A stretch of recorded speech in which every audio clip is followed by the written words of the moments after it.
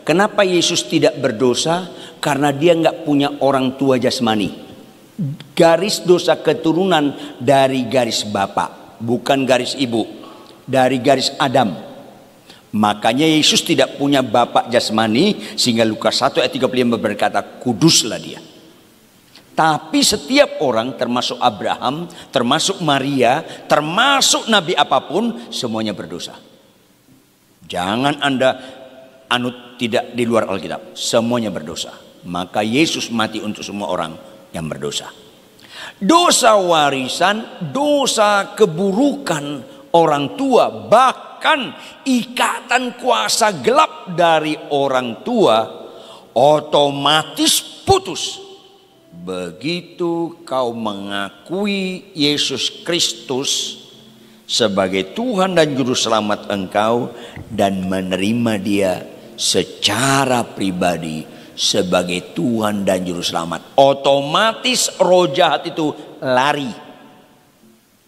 Tapi banyak orang perlu psikis, harus didoakan secara psikis. Sebenarnya otomatis sudah lari.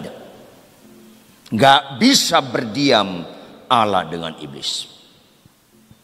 Maka otomatis putus. Masalah ikatan karena kebiasaan itu perlu di follow up dalam pemuritan terus menerus. Makanya nggak boleh orang Kristen bertobat lahir baru tidak masuk kelas pemuritan, nggak boleh. Harus jadi murid. Maka penting sekali pengajaran yang sehat dan benar sehingga semua orang Kristen sekitar kita baru meresponi firman Tuhan. Yosua 1 ayat 8. Semua orang yang saya bina harus baca Alkitab tiap hari. Harus merenungkannya siang dan malam. Harus melakukan. Gagal ulangi. Gagal ulangi. Jangan pernah menyerah sampai kita selaras dengan Tuhan. Berbahagia sekali mengampuni itu. Berbahagia sekali tunduk pada suami. Berbahagia sekali mengasihi istri. Harus taruh berbahagia, bukan tertekan.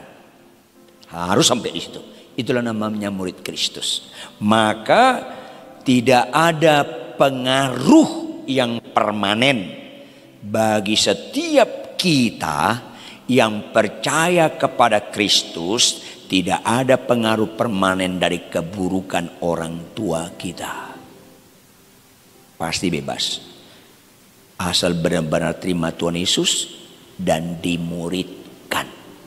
Ini penting. Jadi nggak usah ragu. Roh Allah dalam diri kita lebih besar dari roh apapun. Itu statement absolut. Nggak usah ragu. Kalau ragu makanya perlu dimuridkan supaya pemahamannya benar. Itu yang bisa saya jawab. Tuhan berkati. Ada lagi? Ada. Pak Ridwan kan dulunya emosian.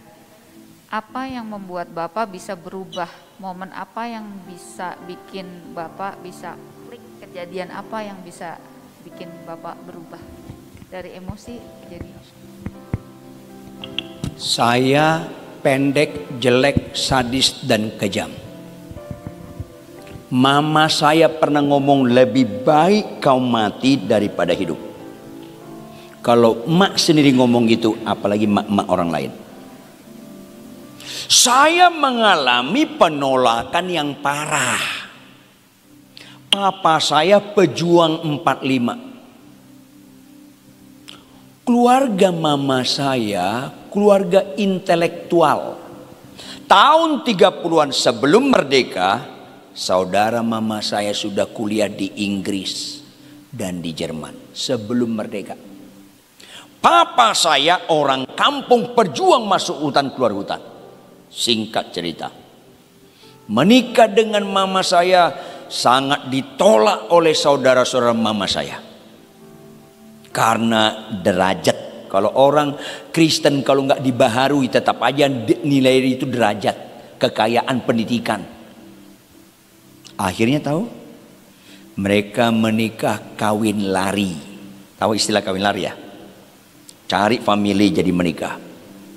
Berikutnya, papa saya Kristen lahiriah. Tidak mengerti bertobat lahir baru. Dia pergi ke dukun yang katanya terkenal.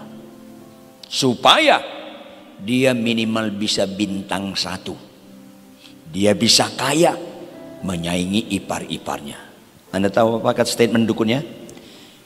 Kau bisa minimal bintang 1, bahkan bisa minimal bintang 2 dan 3.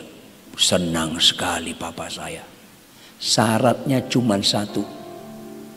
Tahun sekian istrimu jangan mengandung. Kalau mengandung itu anak setan. Dan yang tahun yang disebut itu, istri papa saya mengandung saya. Akhirnya digugurkan, nggak mate-mate. Digugurkan nggak mate-mate. Masuk bulan ke-7, digugurkan dengan obat yang keras. Mama saya yang tergeletak. Kemudian dibawa ke rumah sakit, dibelek. Saya dikeluarkan sangat prematur, makanya modelnya begini.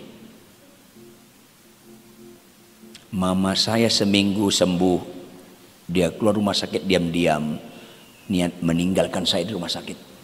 Karena konsep mereka ini anak setan. Saya opname 4 bulan di rumah sakit. Singkat cerita, adik papa saya ambil. Dia nggak tahu kasusnya. Dia ambil, dia bawa pulang. Papa saya marah sekali. Itu jangan kau bawa. Itu perusak masa depan keluarga besar. Macam-macam. Karena Kristen KTP. Singkat cerita, akhirnya saya dipelihara pembantu. Bertumbuh saya SD